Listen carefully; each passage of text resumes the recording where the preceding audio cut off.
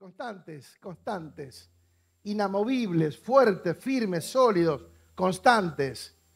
Constante tiene que ver con perseverancia, con permanecer fuertes, firmes. Solo los que son constantes ven resultados, ¿sí? Por eso hablamos que el constante busca lo mejor. ¿Por qué? Porque el que es constante en Dios es como el labrador que espera con paciencia el resultado, el fruto, la cosecha abundante. Espera con paciencia los procesos, ¿sí? Por eso vimos esto en Santiago 5:7, vimos después en Gálatas 9 que no nos rindamos porque tendremos una cosecha en el tiempo apropiado. No rendirse, no aflojar, no bajar los brazos antes de tiempo. En 2 de Tesalonicenses habíamos leído que el Señor guíe el corazón a un entendimiento total, a una expresión plena del amor de Dios y a la perseverancia con paciencia que proviene de Cristo. Diga, la perseverancia con paciencia. Esto proviene de Cristo. Por eso cuanto más aferrados a Cristo estemos, más sólidos, más fuertes, más consolidados vamos a ser, ¿sí? Dijimos también que muchos son constantes en hacer el bien. Los que son constantes en hacer el bien, dice Romanos 2:7, buscan de Dios la grandeza, buscan de Dios el honor y buscan de Dios una vida que no puede ser destruida. A ellos Dios les dará vida eterna. ¿A quiénes? A los que son constantes en hacer el bien. Diga, constante. Por eso no se trata de emoción, se trata de convicción. La fe son certezas y convicciones, no emociones. No es lo que siento, ¿sí? El Espíritu Santo dice que iba a venir no para que sintamos, sino para que conozcamos. El Espíritu de Dios iba a venir a nosotros para que entendamos. El Espíritu Santo iba a venir para hacernos conocer, para hacernos entender las verdades eternas, no para que sintamos, no para que nos emocionemos. Efesios 5:1 dice, por lo tanto, imiten a Dios en todo lo que hagan porque ustedes son sus hijos queridos. Vivan una vida llena de amor, sigan el ejemplo de Cristo. Él nos amó y se ofreció a sí mismo como sacrificio por nosotros, como aroma agradable a Dios. Muy bien. Eso más o menos como para hacer una introducción de lo que vimos y repasamos de la semana pasada. Bien, cuando hablamos de constantes en el propósito, tiene que ver puntualmente con una frase, con una declaración que nosotros sabemos y conocemos y entendemos que es así, y más lo que ya hemos experimentado a Cristo, entendemos que sin Dios estábamos perdidos. ¿Cuántos pueden reconocer esto? Que sin Dios estaban perdidos. A ver.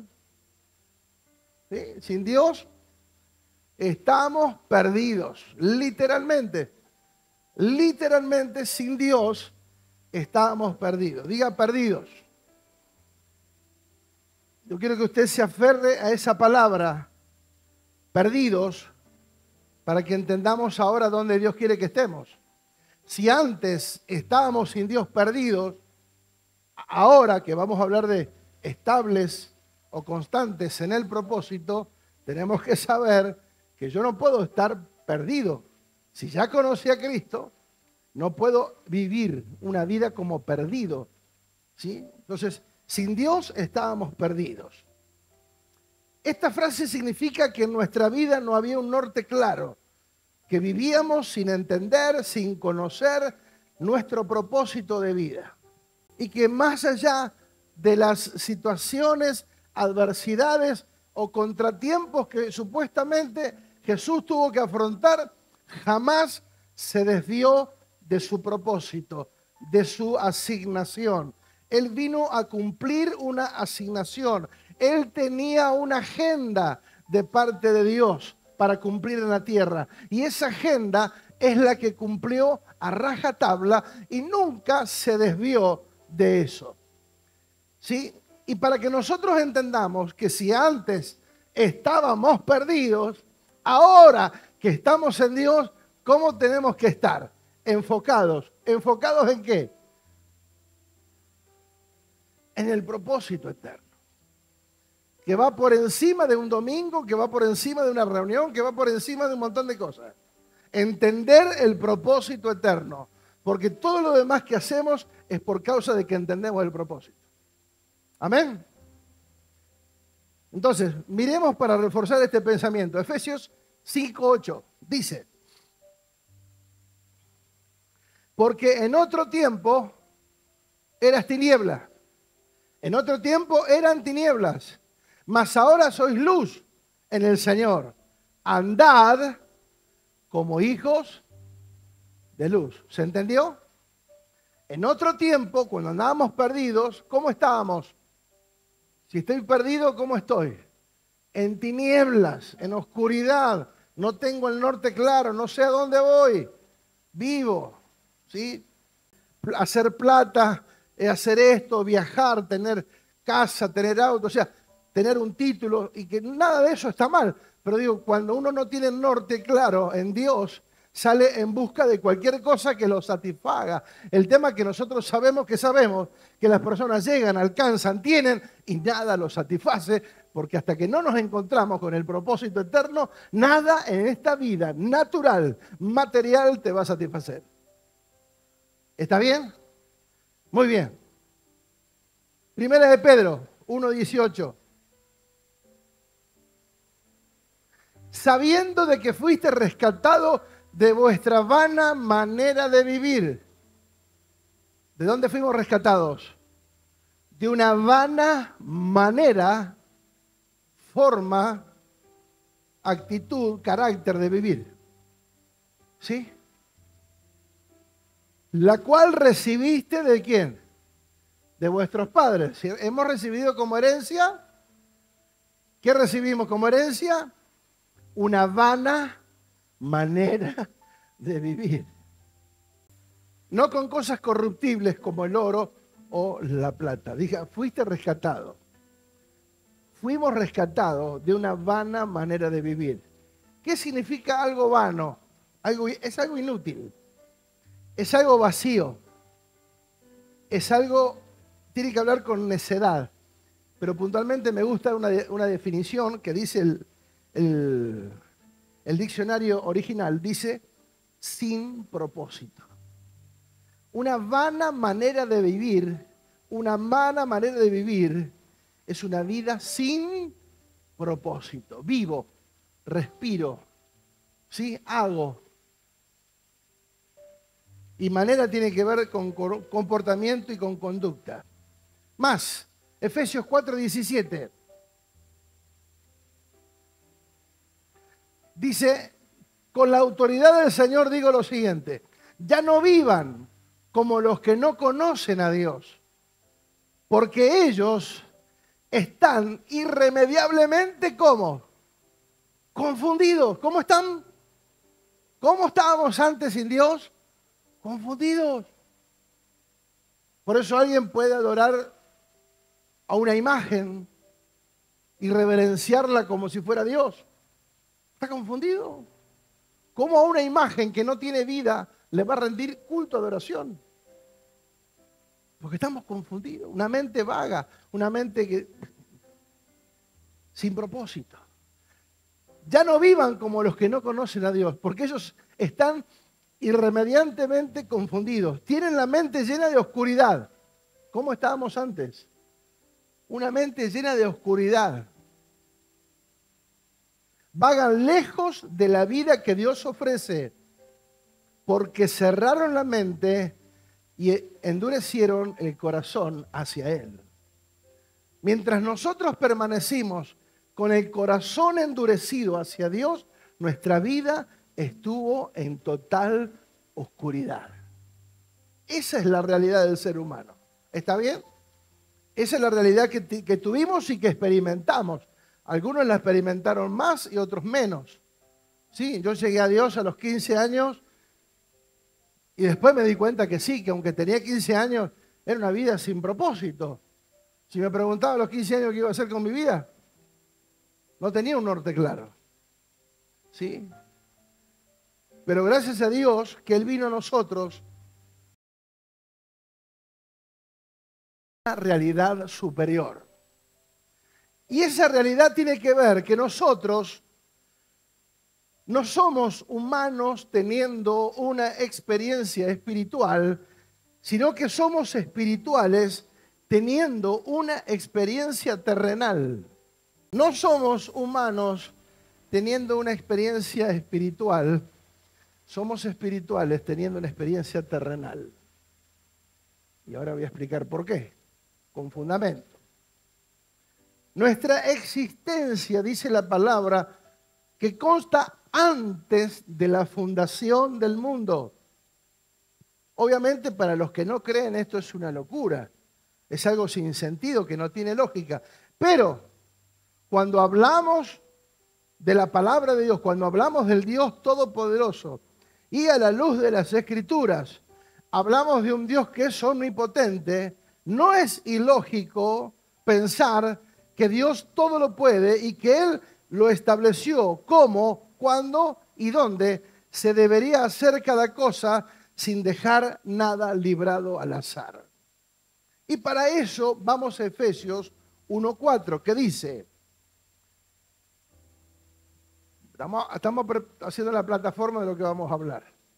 Incluso dice, antes de haber hecho el mundo, Dios nos amó y nos eligió en Cristo para que seamos santos e intachables a sus ojos. Incluso antes, diga antes, de Dios haber hecho el mundo, ya nos había elegido a nosotros. O sea que el mundo fue creado para nosotros y no nosotros para el mundo. Por eso no tenemos cabida en el mundo. Hay algo que nos resiste, porque nosotros fuimos creados para Dios. El mundo fue creado para nosotros, para que nosotros gobernemos. Pero el tema es que si no podemos entenderlo desde el propósito eterno y desde el gobierno eterno de Dios a través de nuestras vidas, obviamente nosotros no vamos a lograrlo. Pero despacito. Por eso dice que Dios decidió de antemano adoptarnos como miembros de su familia al acercarnos a sí mismo por medio de Jesucristo. Eso es precisamente lo que Él quería hacer y le dio gran gusto hacerlo. A Dios le plació elegirnos a nosotros antes de la fundación del mundo. ¿Y quién le puede decir algo a Dios?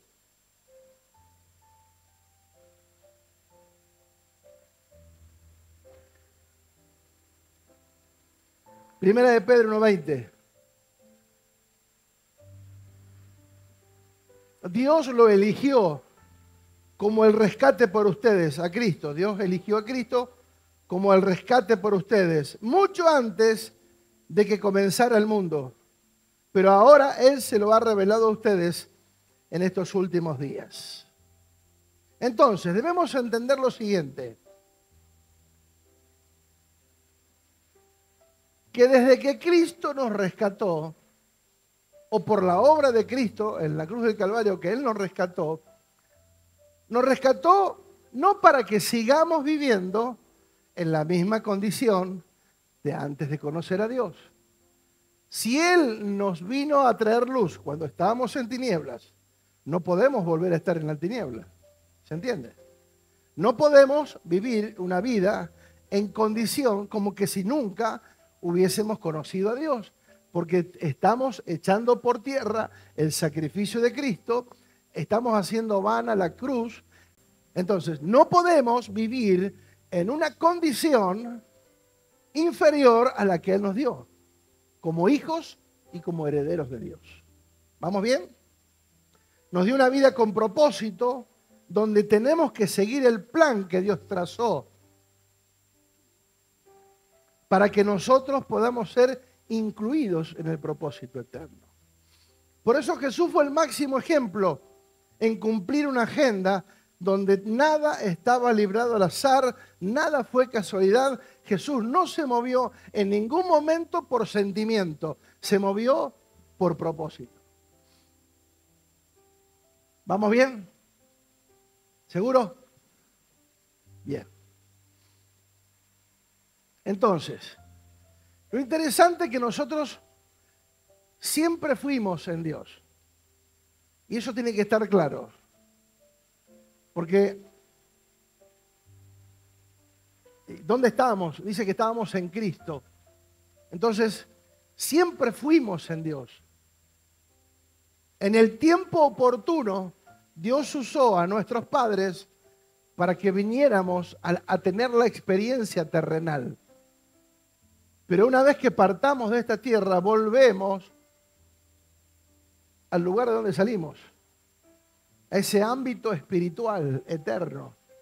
¿Sí? Por eso es que fuimos enviados a la tierra con un propósito. Jesús vino a la tierra con un propósito para mostrarnos que nuestra vida también,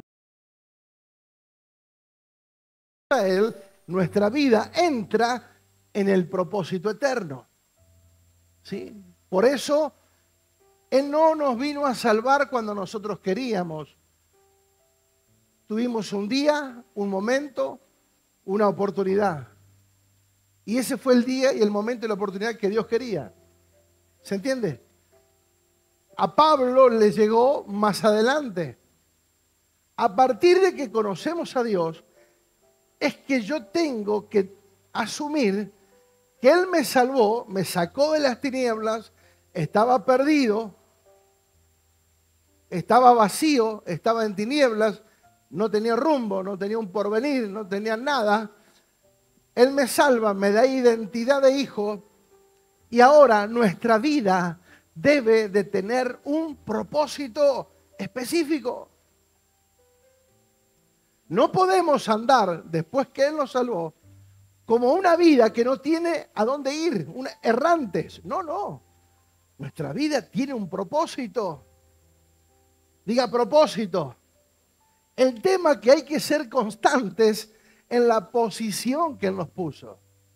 Si Él nos pone en el propósito eterno y para eso nos salvó, no para que seamos evangélicos, no para que asistamos a una religión, no para que cumplamos un montón de ritos, no. Nos salvó por un propósito y para un propósito. ¿Se entiende? Congregarnos es un beneficio, adorar es un beneficio, orar es un beneficio. O sea, todo eso viene a partir de que conocemos al Señor y todo eso nos ayuda, nos fortalece, nos equipa. Pero no hago eso para hacer, porque ya soy lo hago. Porque para eso Dios me salvó. ¿Se entiende? Fuimos salvos con un propósito. Nos salvó con un propósito. Y Él quiere llevarnos al entendimiento. Porque si no tengo el entendimiento, no voy a ser constante.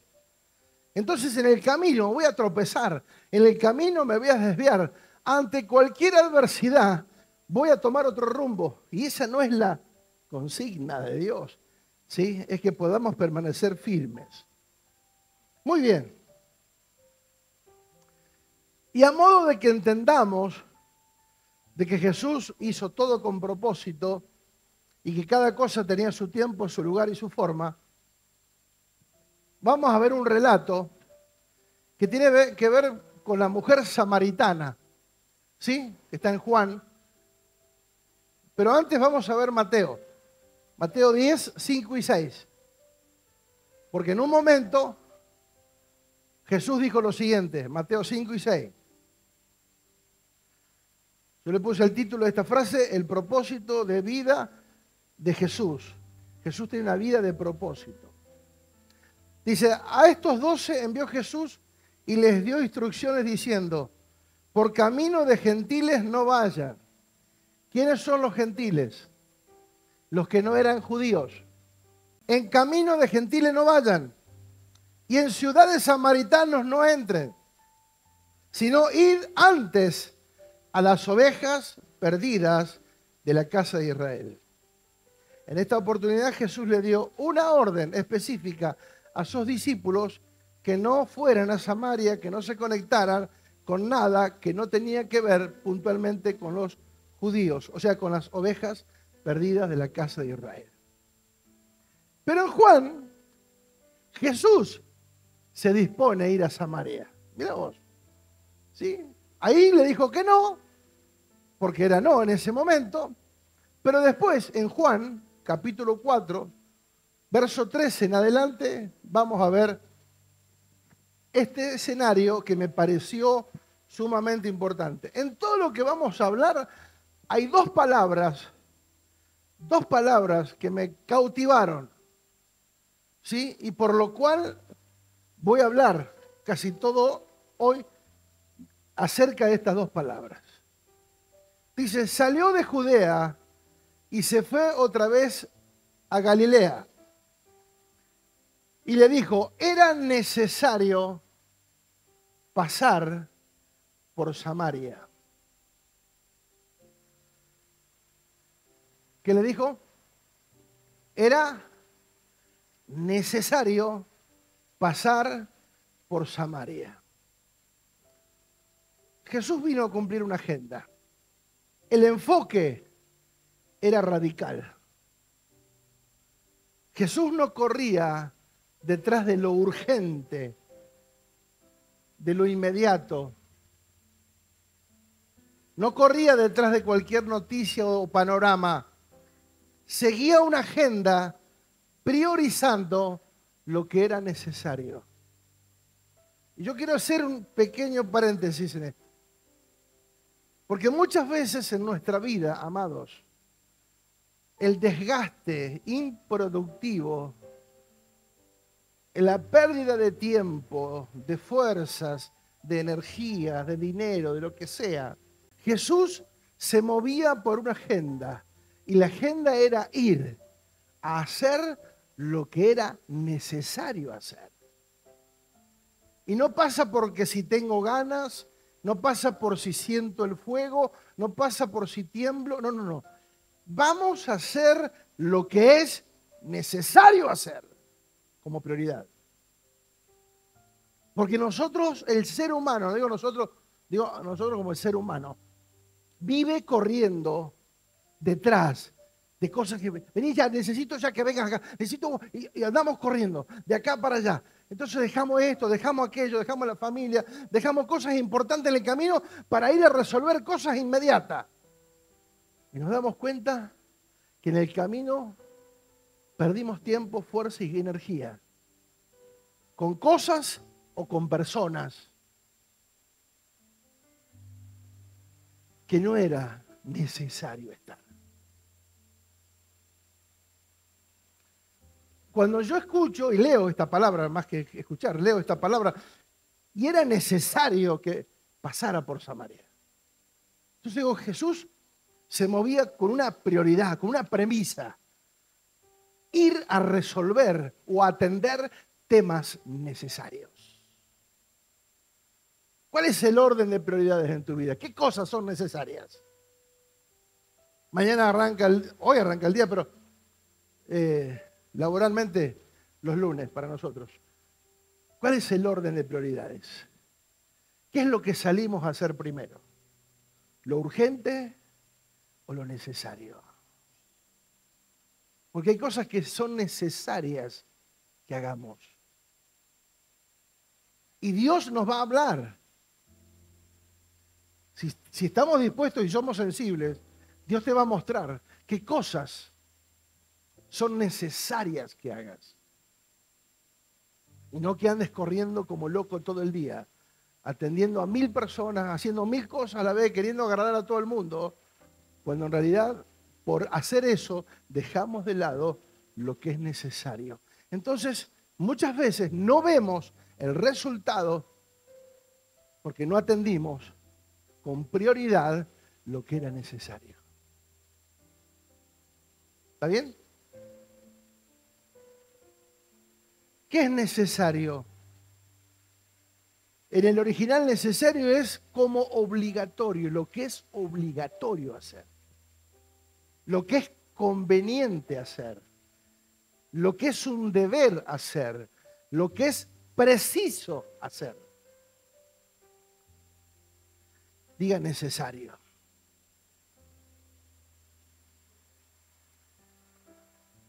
¿Por qué era necesario pasar por Samaria?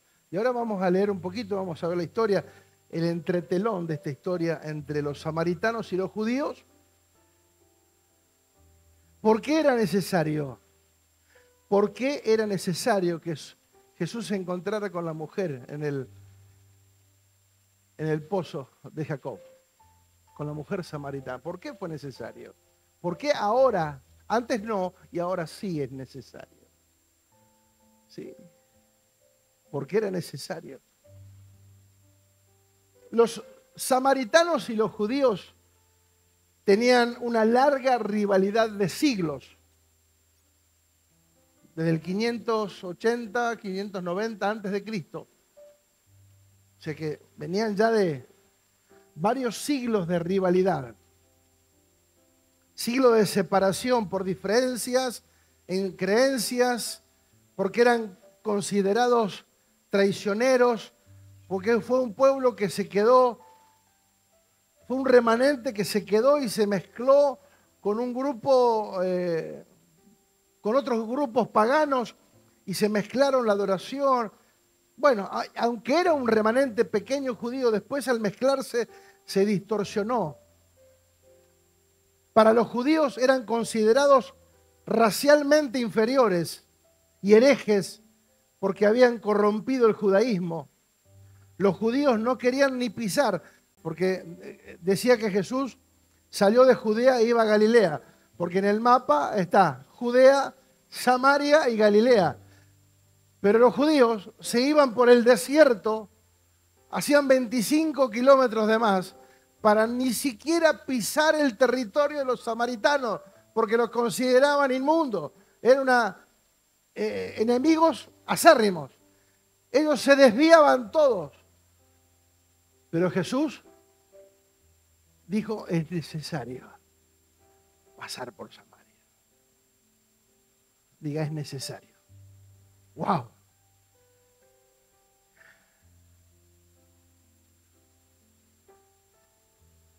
Ellos eran considerados gentiles. Su fama creció un poquito cuando Jesús habló acerca de la parábola del buen samaritano. Ahí un poquito levantaron puntería, pero venían complicados. Aunque ellos creían en la Torá solamente, no creían en los profetas, no creían en un montón de cosas. Entonces tenían una creencia, una mezcla. Por eso para ellos eran herejes, eran traicioneros, eran personas ingratas y eran enemigos. No se hablaban de hacía siglos. Siglos no se hablaban. Pero Jesús tenía una agenda intencional. Diga, una agenda intencional. Tenía que pasar por Samaria porque en Samaria había una necesidad. Era necesario pasar por Samaria. Junto a la heredad de Jacob, que Jacob dio a su hijo José. Y estaba allí el pozo de Jacob. Entonces Jesús, ¿qué dice? Cansado del camino, se sentó junto al pozo. Era como la hora sexta. Muy bien. Hablando de constancia, qué interesante es saber que Jesús se cansó. O sea que, si nos cansamos, ¿está mal? No. ¿Qué está mal? Rendirse. ¿Qué está mal? Cambiar los planes. ¿Qué está mal? Alterar el propósito. ¿Qué está mal? Salirse del diseño que Dios tenía para nosotros. Pero Jesús se sentó, se cansó y se sentó. ¿Sí? Digo, ¿cómo? Alguien que se sienta, aparentemente es alguien que deja de estar o de ser constante.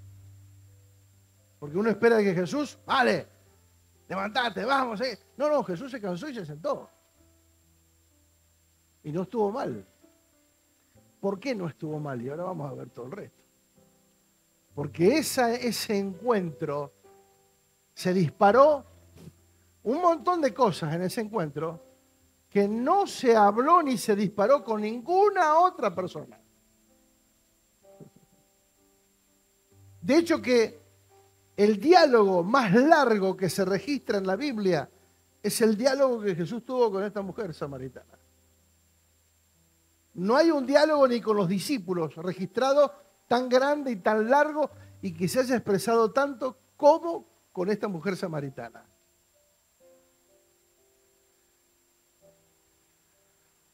Porque Jesús estuvo cansado, pero nunca se desvió de su propósito. Y ahora vamos a verlo en el nombre de Jesús. Por eso digo, sentarse pareciera ser que se detiene, que no permanece, que está cansado. Se sentó cansado junto al camino, al pozo, pero nunca dejó de estar enfocado en lo que tenía que hacer. El cansancio no lo desenfocó del propósito. Porque muchas veces pensamos que el sentarnos, el descanso, es desconectarnos y hacer cualquier cosa. No, no. Nunca, diga, en la agenda de Dios, aun cuando estamos descansando, el propósito se sigue manifestando. Amén. Pero ahora vamos a ver la historia. Dice que era la hora sexta. ¿Qué hora era la hora sexta? La hora del mediodía. Nadie iba a esa hora a buscar agua. Estamos hablando de un lugar desértico. Las temperaturas altísimas. Por lo general se iba al pozo a sacar agua bien temprano en la mañana. Bien temprano. La actividad de sacar agua era de las mujeres. ¿Por qué esta mujer fue al mediodía? 40, 50 grados de calor. Sacá el agua a los 10 minutos, tenés que hacer una sopa. ¿O no? O sea, no servía esa hora sacar agua. Pero ahora vamos a ver el trasfondo de todo esto. ¿Lo quieren o no? ¿O no? Terminamos acá.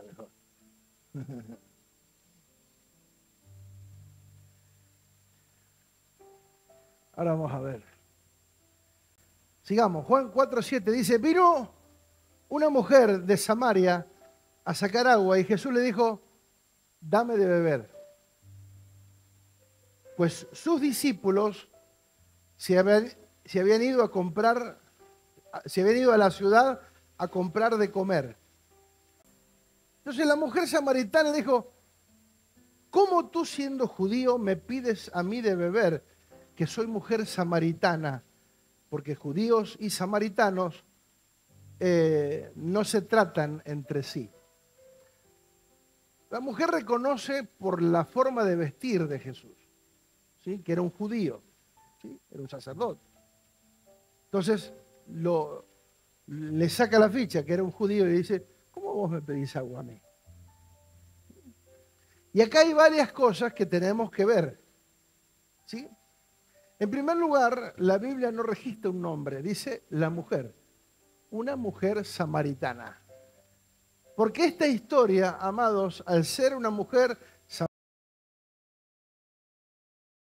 samaritana, no judío, un pueblo considerado gentil, esta historia, amados, nos cabe a cualquiera de nosotros. ¿Sí? Si quisiéramos poner, en vez de la mujer samaritana, Pedro, el samaritano, María, la samaritana, cualquiera de nuestros nombres cabería en esta historia. ¿Sí? Por eso no tiene nombre, la mujer samaritana. Segundo, había algo que era imposible, que era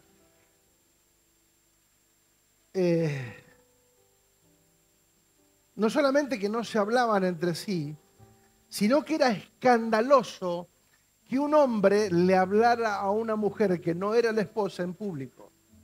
Ahora, Jesús le pregunta, entonces Jesús rompe con barreras culturales, Jesús rompe con barreras de siglos, estructuras humanas, naturales, religiosas, tradiciones, rompe con todo eso, al pedirle simplemente que le diera de tomar agua. Fíjate vos, en esa cultura, en esos años, ¿sí? Hoy nosotros estamos 20 siglos después. 20 siglos después. Para nosotros una locura. Sí, hay cosas que parecen todavía locura. Pero sin embargo, en esos países todavía se sigue viviendo, en muchos de esos países, como por ejemplo en Arabia Saudita, se sigue viviendo de esa manera y las mujeres no pueden hablar con un varón que no sea su esposo. Y Jesús rompe con eso. Jesús le pide, dame de beber. Los discípulos se habían ido porque tenían otro enfoque, otra prioridad.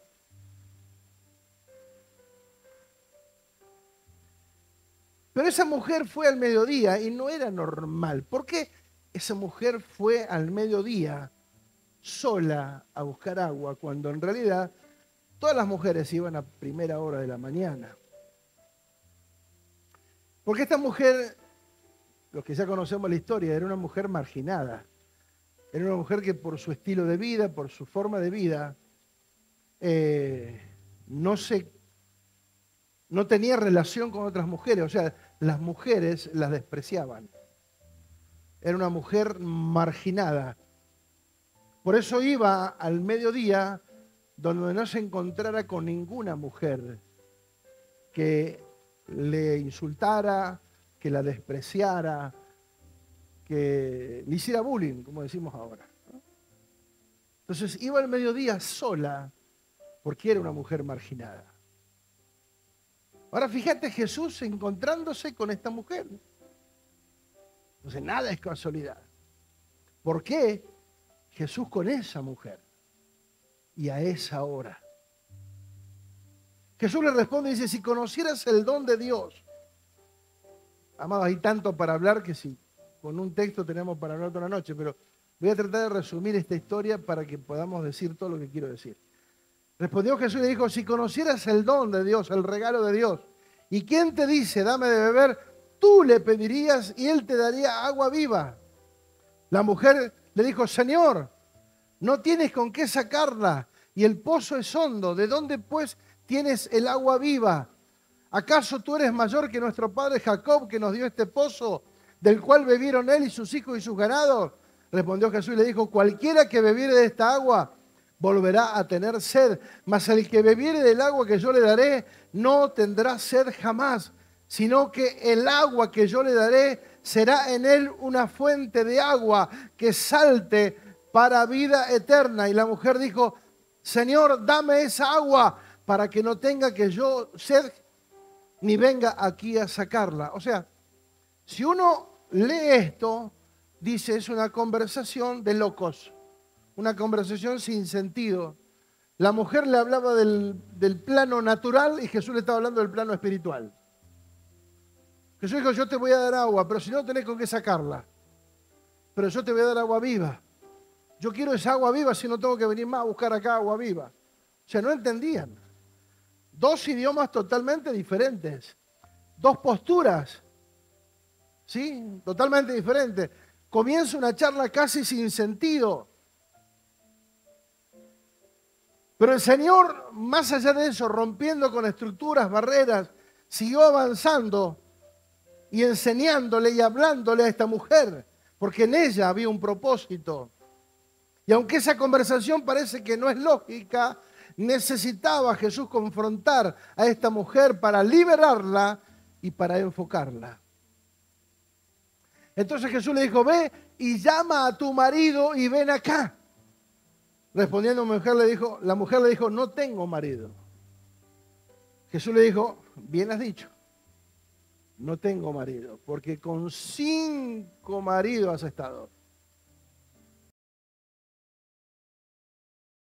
Estaba con el 6º amante.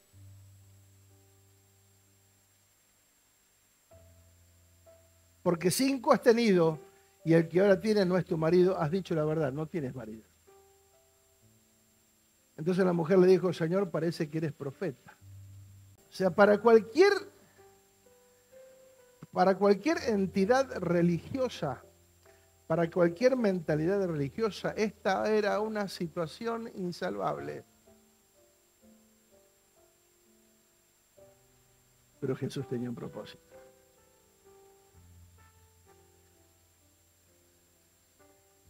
Porque el sistema muchas veces nos desprecia o nos descarta por los errores que tuvimos. ¿Sí? Y nos señala por nuestro pasado. Pero qué bueno que Jesús estaba por encima de todo eso. Aunque le declaró la verdad y le hizo ver que él sabía en la condición en que ella estaba, eso no fue un impedimento y Jesús no se escandalizó por eso. Cualquier religioso sí, Jesús no.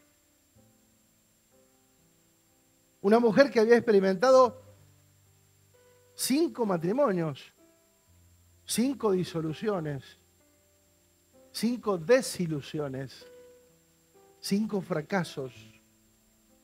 Su entorno la despreciaba. Por eso iba sola al mediodía. Porque ninguna mujer la aceptaba. La trataban como prostituta. Una mujer totalmente marginada.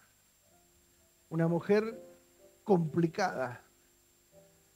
Con muchos errores, con muchos fracasos. Sin embargo, ahí está Jesús, hablando con ella. Eso para que entendamos, amados, el nivel de la gracia que en Cristo está.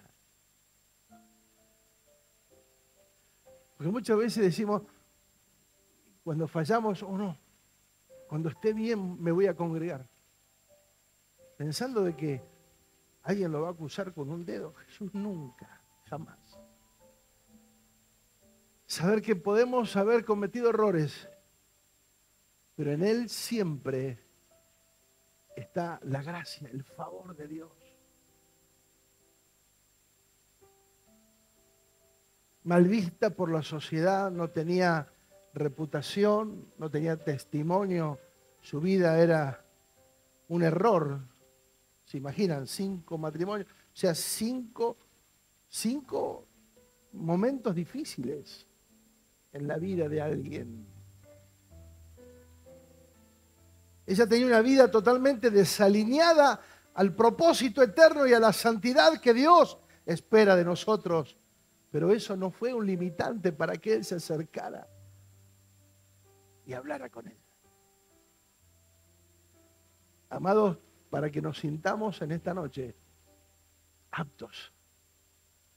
Y que más allá de nuestra vida y nuestros errores y nuestro pasado, Jesús está por encima. Jesús no veía su error. Jesús estaba mirando lo que ella iba a hacer en él. Lo que ella iba a lograr en el propósito eterno. Cualquier religioso hubiera buscado a una mujer que tenga testimonio. A ver quién cumple con todos los requisitos. Quién es puro y santo, levante la mano. Ninguno de nosotros estaríamos calificados para eso. Sin embargo, esta mujer estaba allí hablando con Jesús. Jesús no se escandalizó. Jesús estaba enfocado en su futuro. Pero ahí aparece algo que a mí me llamó la atención. ¿Por qué le sale hablando de la adoración? Fíjate todos los temas que incluye esta relación, esta charla. Y el porqué del porqué. Diga el porqué del porqué.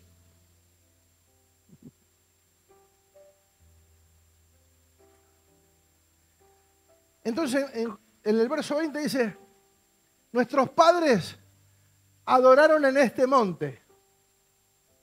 Y vosotros dicen, y ustedes dicen que en Jerusalén es el lugar en donde se debe adorar. En otras palabras, ¿dónde adoramos?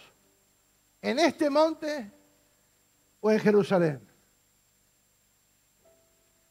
Jesús le está hablando de su vida, le está mostrando su desorden, le está viendo su realidad, le está hablando de que ella necesita beber de esa agua de vida, que es la única que la puede transformar y sacar y hacer una persona nueva, si ella toma de esa agua que está en Cristo, para que de su interior corren ríos de agua viva, ¿sí?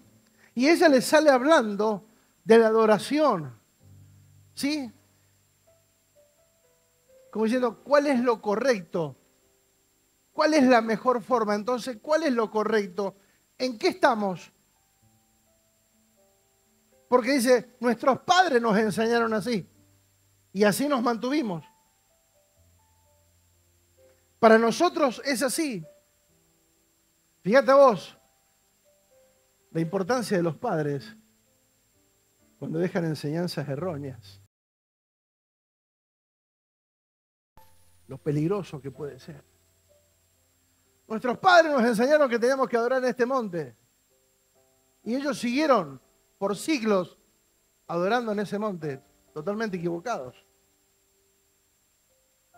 Pero también cuando leo esto, digo, qué interesante el peligro de seguir rituales y formas religiosas e ir en pos y no ir en pos de la verdad, no profundizar en la verdad y quedarse solamente con lo que me enseñaron alguna vez. Lo que me enseñaron alguna vez, ¿estaba bien? Hoy tenemos otra claridad acerca de lo que realmente Dios quiere que hagamos. Podemos quedarnos tranquilos y responsabilizar a los padres que nos enseñaron mal o nos enseñaron de una manera equivocada. No digo con malas intenciones, pero digo, nos enseñaron mal. O nosotros ir y confrontar y ser confrontados con la verdad para hacer los cambios pertinentes. Pero Jesús le sale diciéndolo algo interesante. Jesús dijo, mujer, créeme que la hora viene cuando ni en este monte ni en Jerusalén adoraréis al Padre. Ustedes adoran lo que no saben. Nosotros adoramos lo que sabemos, porque la salvación viene de los judíos. Mas la hora viene y ahora es. ¿Cuándo? Ahora es. Cuando los verdaderos adoradores adoran al Padre en espíritu y en verdad. Porque el Padre tales adoradores busca que le adoren. Dios es espíritu. Y los que le adoran en espíritu y en verdad es necesario que le adoren. ¿Qué Dios estaba buscando? Diga adoradores. No estaba buscando adoración. Adoradores. No es que Jesús dijo, es ahora, es el momento. Ahora vamos a adorar. Ahora es cuando los verdaderos adoradores adoran en espíritu. Dale, Pedro, saca la guitarra. Juan, armate la batería. ¿Está hablando de eso? Nunca habló de cantar. Dios busca adoradores, no adoración.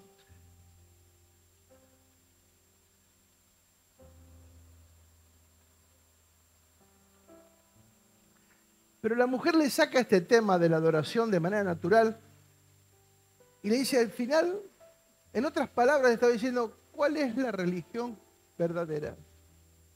Y Jesús le aclara, ninguna, ni la de ustedes, ni la nuestra. Aunque ustedes adoran lo que no saben, nosotros adoramos lo que sabemos. Porque ellos tenían una información más clara y más precisa, los judíos. Pero ambos estaban equivocados.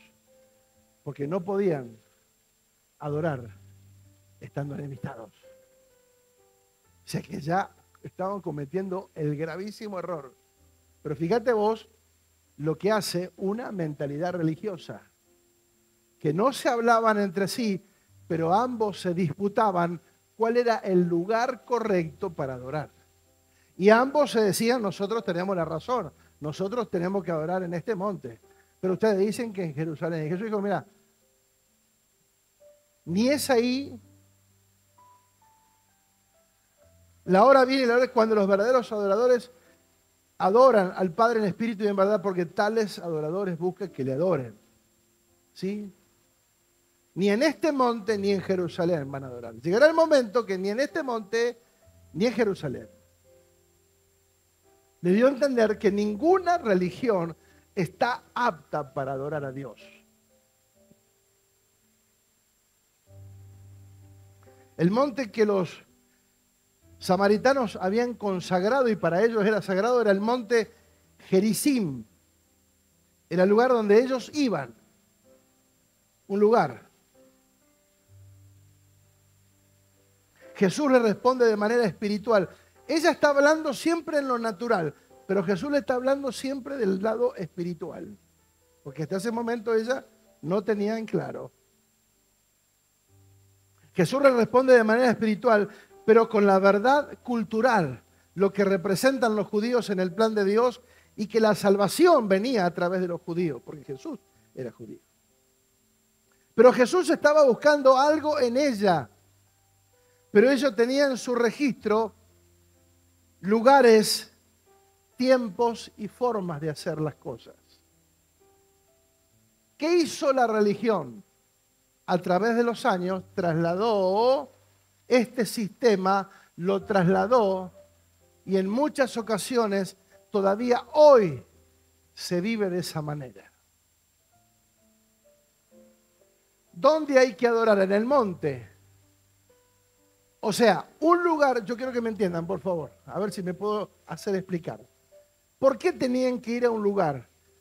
Tenían que salir de su medio, porque en su medio ella estaba con ¿qué realidad? 5 maridos, el que tiene no es el marido, o sea, despreciada, marginada.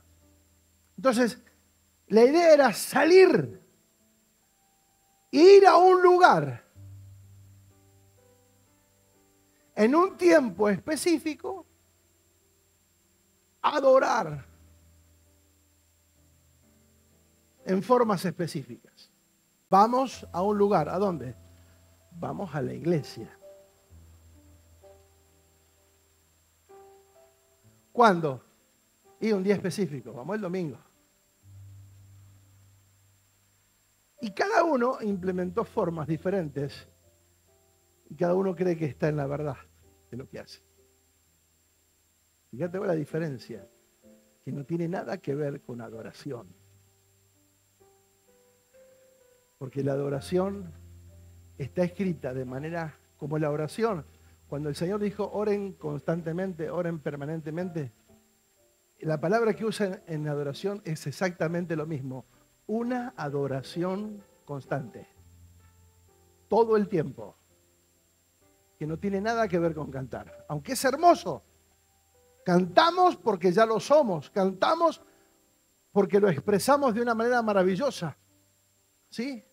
Pero esa no es la realidad de la adoración. Por eso le aclara, no es a la forma en que ustedes lo entendieron, ni a la que ellos entendieron. Dios es espíritu y la única forma de adorar es en... Hay que estar alineado. Yo puedo cantar toda la noche y desgañotarme cantando y jamás habré adorado. ¿Se entiende? Porque jamás lo hice desde el Espíritu. Y cuando le habla del Espíritu y la verdad, la palabra verdad es una palabra que es en un constante presente. Sí, me gustó la palabra constante, porque es lo que estamos hablando. Diga, constante presente. Entonces la adoración tenía que ver con esto, con una manifestación de una verdad eterna, no circunstancial ni una verdad parcial o religiosa. Diga, una verdad eterna. Ella consideraba que adoración era ir a un lugar, y eso es lo que pasó. Vamos a un lugar a adorar. Vamos al monte. Y ahí en el monte me olvido de que todos mis errores. Voy al monte y vea que estoy en el monte, adoro ahí. No. Pero fíjate vos todos los temas que disparó esta mujer. Yo quiero que no perdamos de vista que Jesús solamente le pidió agua. Dale agua y ya está.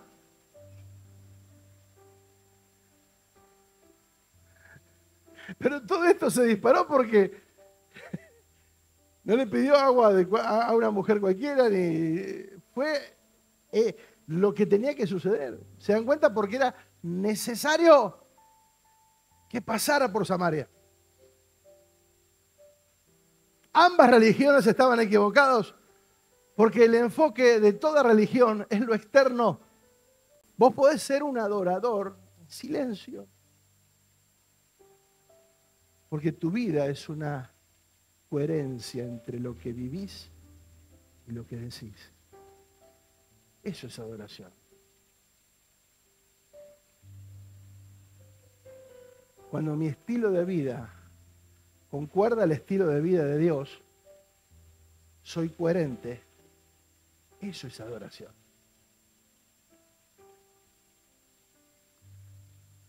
Pero, amados, ¿cuánto hay que aprender todavía? ¿Cuántos cambios hay que hacer todavía? Y no es que esté mal cantar, de hecho que lo hacemos, pero desde un conocimiento y un entendimiento superior. No me quiero meter porque podría desarrollarlo y ampliar más todavía esto, pero no es el tema de adoración, es algo más que surgió.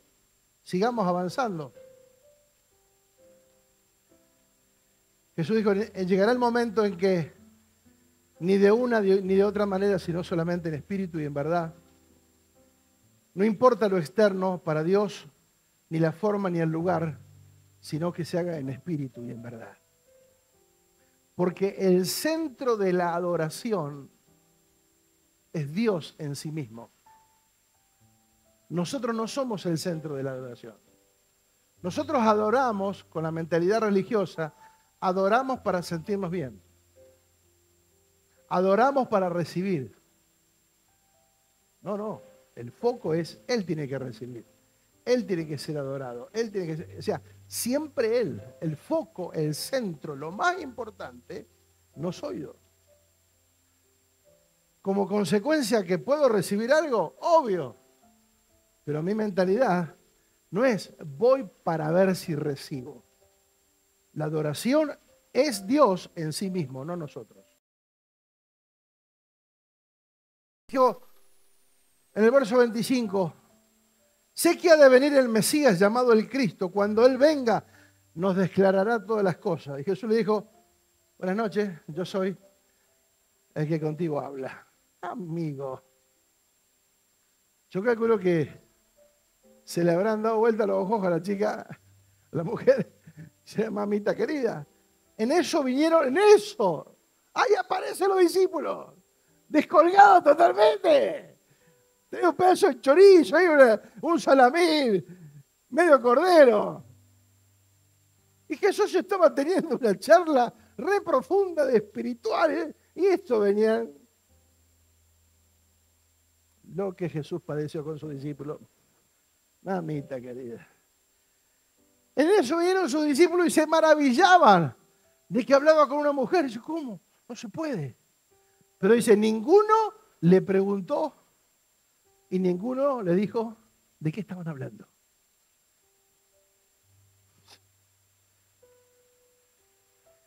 Pero esta mujer recibe la noticia.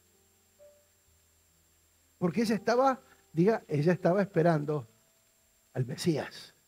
Sé que ha de venir el Mesías y cuando Él venga nos declarará todas las cosas. Wow.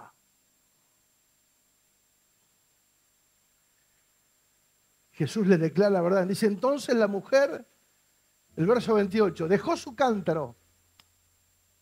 Vino a buscar agua, dejó el agua. Dice que salió corriendo, dejó su cántaro y fue a la ciudad y le dijo a quiénes. A los hombres, porque con las mujeres no podía tener relación, conectarse, porque estaba despreciada. Pero fue y llamó a los hombres. Dice, vengan a un hombre que me ha dicho todo cuanto he hecho. O sea, ¿no será este el Cristo? Entonces salieron de la ciudad y vinieron a él. Entre tanto los discípulos. Y Jesús dijo, yo tengo una comida que comer que ustedes no saben. Entonces los discípulos decían a nosotros, alguien les habrá traído de comer entonces. Y Jesús le dijo, mi comida, esta es una de las frases más fuertes de Jesús, mi comida es que haga la voluntad del que me envió y acabe su obra. La pregunta es, ¿cuál es tu prioridad? ¿Cuál es tu comida? ¿Cuál es lo necesario que tenés que hacer? ¿Qué es lo que te pones en la meta para hacer? ¿Cuál es tu prioridad? Mi comida es hacer la voluntad de mi Padre y que acabe su obra. Esa era la clave. Esa es la clave de nuestra vida con propósito. Una vida dirigida, una vida enfocada en el propósito eterno. No queriendo ver cómo soluciono mis problemas, no queriendo ver a ver cómo zafo de esta situación. No. Hacer la voluntad de Dios. Ella fue determinada, salió a correr y a decir lo que estaba pasando, se dirigió a los hombres, le testificó. Pero los discípulos estaban en otra. Y Jesús le dice, mi prioridad es hacer la voluntad de Dios. Y es ahí, amados, cuando nosotros determinamos que nuestra prioridad es hacer la voluntad de Dios, más allá de lo que pase, amados. 5 maridos tenidos, lo que tiene los problemas, las crisis. Mi comida es hacer la voluntad de mi Padre y que acabe su obra. Esa es la determinación que tiene que estar en nuestro corazón, independientemente de las cosas que puedan suceder a nuestro alrededor. Certezas y convicciones.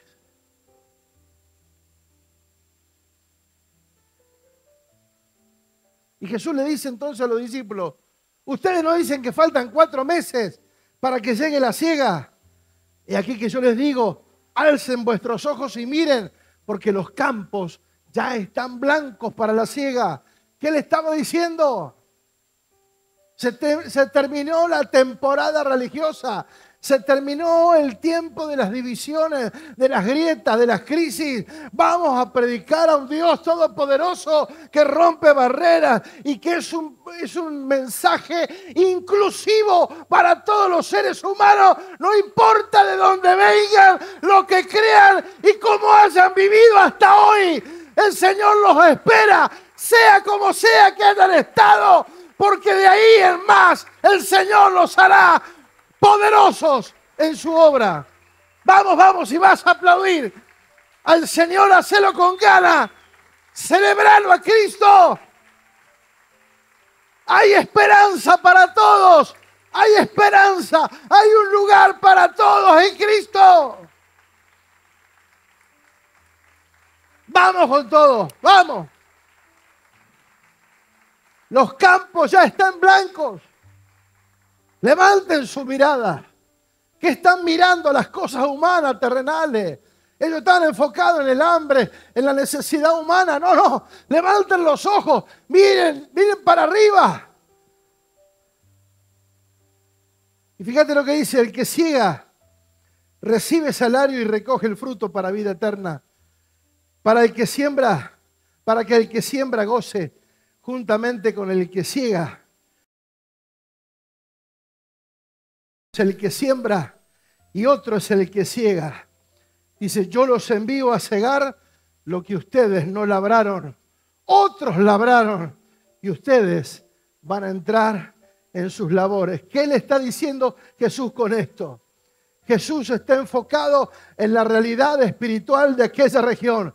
Está viendo la oportunidad de cosechar almas en Samaria.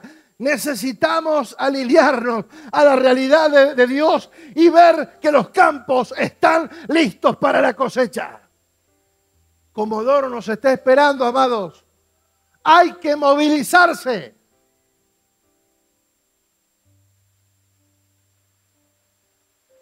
Si nosotros seguimos mirando el ombligo, nuestras propias situaciones, y no nos conectamos con la voluntad eterna, ¿de qué te sirve?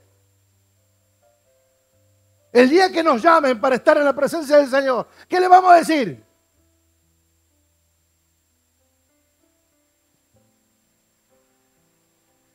Hay que alinearse. Por eso dijo, levanten la mirada. Ustedes van a cosechar lo que no sembraron, por gracia y misericordia de Dios. Amado, nosotros no somos los primeros. Hubo gente antes que nosotros que pagó el precio en esta ciudad. Hay gente que invirtió años en esta ciudad predicando el Evangelio. Hay gente que llevó el Evangelio a cada rincón de esta ciudad. Pero nosotros, por la gracia de Dios, dice que vamos a entrar en sus labores. O sea, no lo hemos sembrado, pero Dios nos dará el privilegio de levantar una cosecha poderosa en esta tierra y desde Comodoro para toda la Argentina. ¡Vamos! ¡Vamos que se puede! ¡Vamos! ¡Vamos que se puede! No importa la crisis económica, no importa lo que estén hablando, que se va, que sea esto, que lo otro, no importa lo que digan. Amado, en el mejor mover de la gente, de los hombres, de las irrealidades humanas, Dios hará una obra poderosa, porque Dios hace llamar a las cosas que no son como si fueran. Vamos, vamos, créelo ahora en el nombre de Jesús. Diga, voy a cosechar lo que no sembré. Eso es gracia, amado. Saber que alguien sembró con lágrimas, con oraciones, con vida, y quizás se fue sin ver un resultado. Pero nosotros estamos acá como la continuidad de esa gente, para decir, no está perdido lo que sembraron una vez, no está perdido. Nosotros vamos a ser parte de una cosecha poderosa. En el nombre de Jesús. No para hacer un ministerio grande, no para ser famosos, para que el reino de los cielos se posicione en una ciudad, en un territorio, en el nombre de Jesús. Verso 39. Y muchos de los samaritanos de aquella ciudad creyeron en él por la palabra de ¿quién?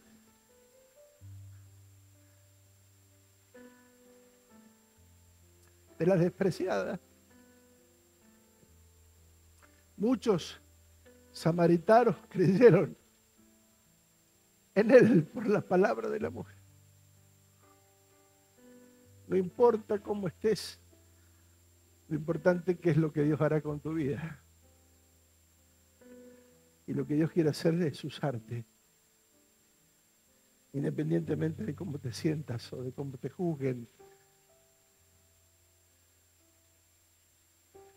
Muchos creyeron en él por la palabra.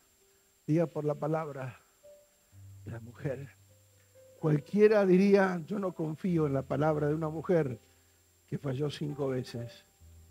¿O no? ¿Se volvería confiable para nosotros alguien que ha fallado tanto? Pero sin embargo, cuando el poder de Dios actúa, muchos creyeron por la palabra de mujer y que daba testimonio diciendo, me dijo todo lo que he hecho. Diga, daba testimonio. Wow. Entonces vinieron los samaritanos a él y le rogaron que se quedase con ellos. Y Jesús se quedó 2 días a compartir con ellos. Cuando no se hablaban generacionales, de forma generacional, no se hablaban por miles de años. Jesús se quedó a compartir con ellos, con los marginados, con los despreciados, con los que los judíos decían son personas no gratas.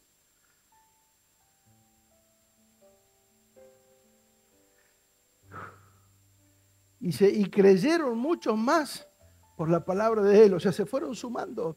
Y decían a la mujer, ya no creemos solamente por tu dicho, porque nosotros mismos hemos oído y sabemos que verdaderamente este es el Salvador del mundo, este es el Cristo. Los judíos no lo reconocieron, los samaritanos sí.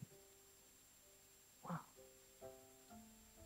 Todo eso porque Jesús tuvo por necesario pasar por Samaria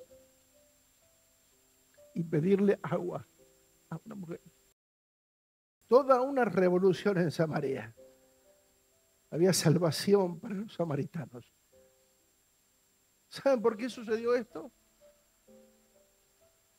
Porque hubo alguien enfocado en lo que tenía que hacer. Era necesario pasar por Samaria. Había un Cristo, un Jesús poderoso que priorizó hacer la voluntad de Dios.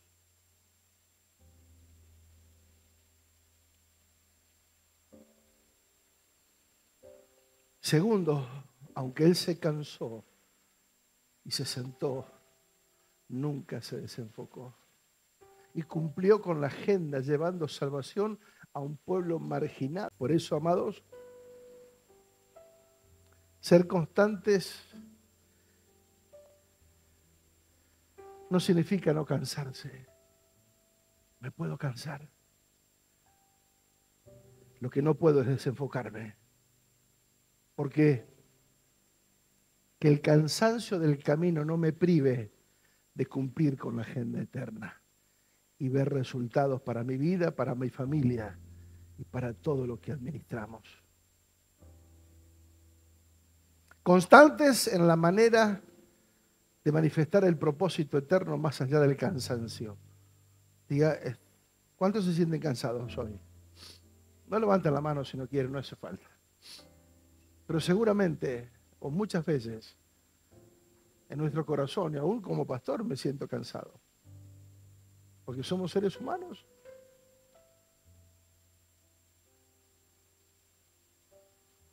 Y cansarse no significa que soy menos. Jesús se cansó y se sentó. Podemos cansarnos y podemos sentarnos.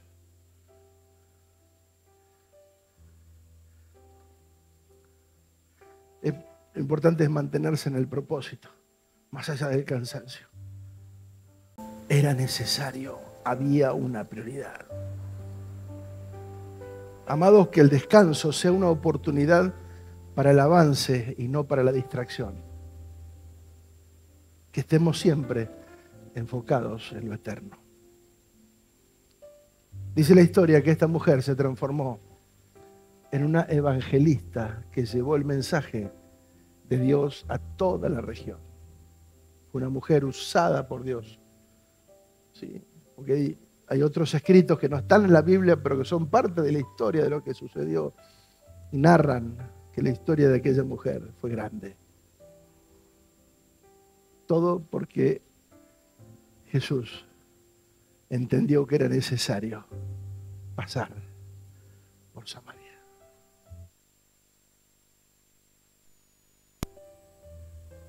Qué maravilloso, amados. Quizás nosotros, espiritualmente hablando, nos sentimos que estamos en Samaria, que estamos marginados, que estamos ahí medio golpeados, que parece que a todo le va bien menos a nosotros. Y no es así. Todos pasamos por cosas, todos. Lo importante es que aunque me canse, no pierda mi enfoque. Que aunque me canse, no pierda el propósito de mi vida. Que aunque me canse, yo siga sosteniendo que como prioridad de mi vida es hacer la voluntad de mi Padre. Yo recuerdo de los primeros años de estar en el Señor, siempre mi oración fue: Señor, úsame, como quieras, donde quieras, úsame. Aquí estoy.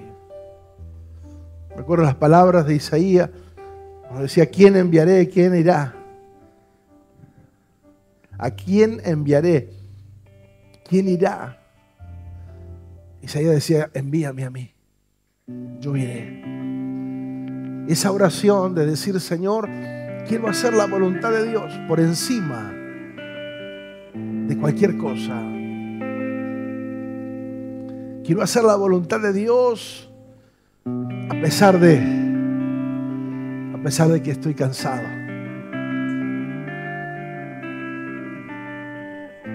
A pesar de que tengo ganas de sentarme y de descansar. Quiero hacer tu voluntad. Y aún en ese tiempo, no perder el enfoque, porque sabemos que es tan grande lo que Dios puede hacer y que nosotros muchas veces no sabemos hasta dónde es lo que Dios puede hacer con las personas. ¿Hasta dónde?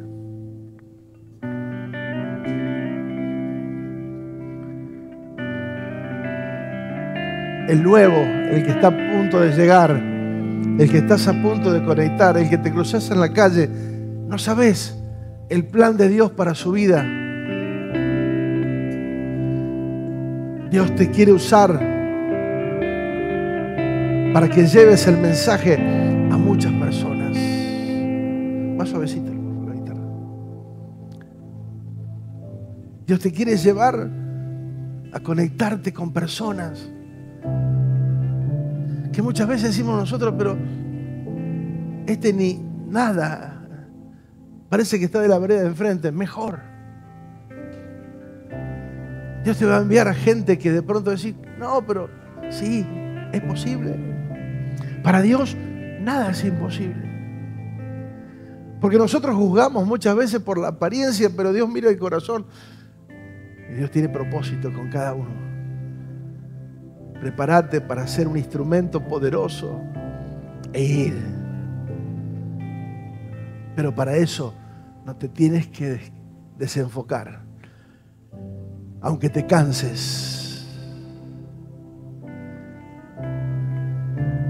Y lo segundo es hacer las cosas que son necesarias.